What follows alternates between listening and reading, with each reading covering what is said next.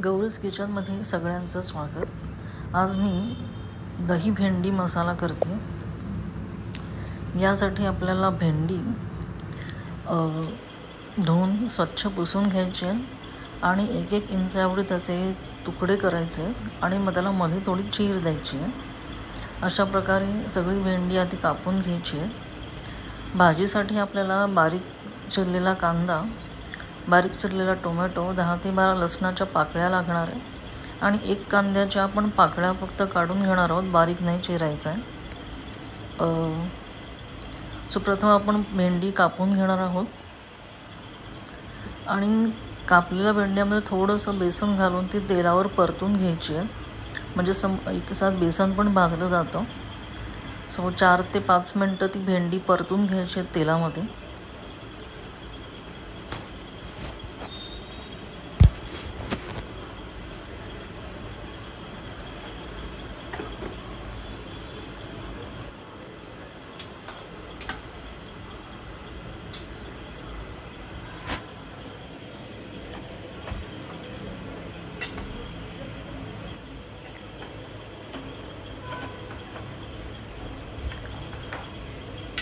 थोडासा त्याच्यात लिंबाचा रस टाकायचा आहे, म्हणजे भेंडीचा चिकटपणा कमी होतो भेंडी परतताना।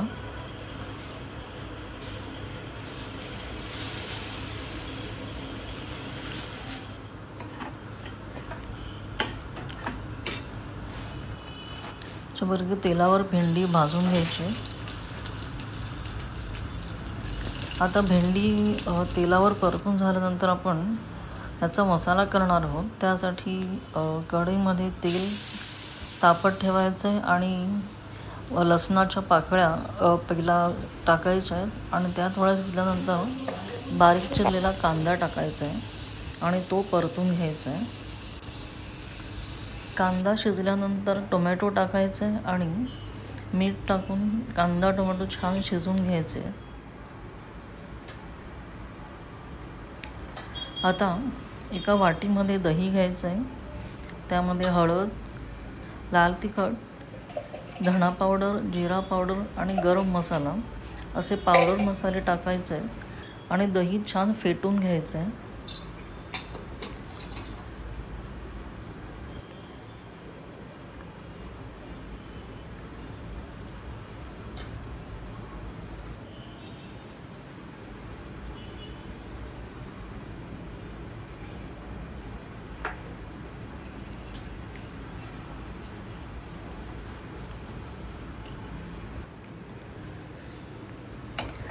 आता आपला कांदा टोमॅटो छान शिजलेला आहे, त्याच्यामध्ये आपण हे जे दह्याचं मिश्रण केलं आहे ते टाकायचं आहे आणि दही टाकल्यावर सतत ढवळत राहायचं आहे, म्हणजे दही फाटत नाही।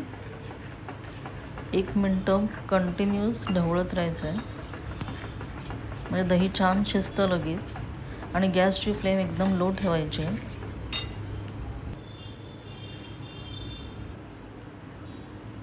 इथे थोडं मीठ घालणार आहे आणि आता आपण तळलेली भेंडी यात टाकायची आहे आणि छान मिक्स करून घ्यायचं आहे सगळं।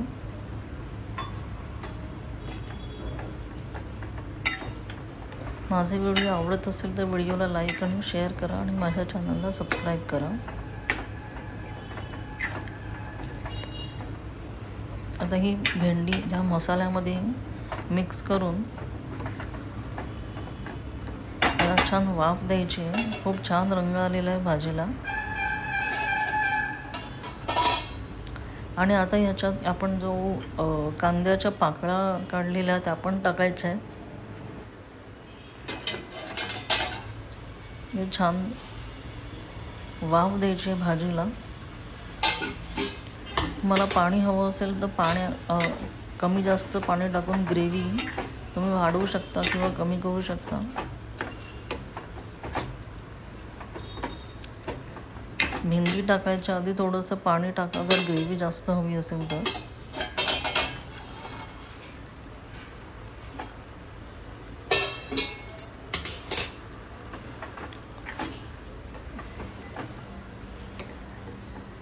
अशा प्रकारे भाजीला वाफ देऊन भाजी शिजवून घ्यायची।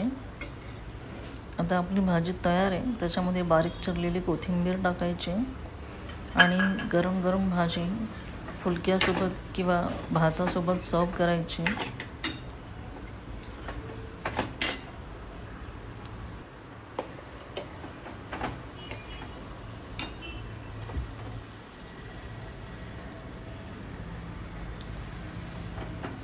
व्हिडिओ बघितल्याबद्दल थँक्स. Bye bye.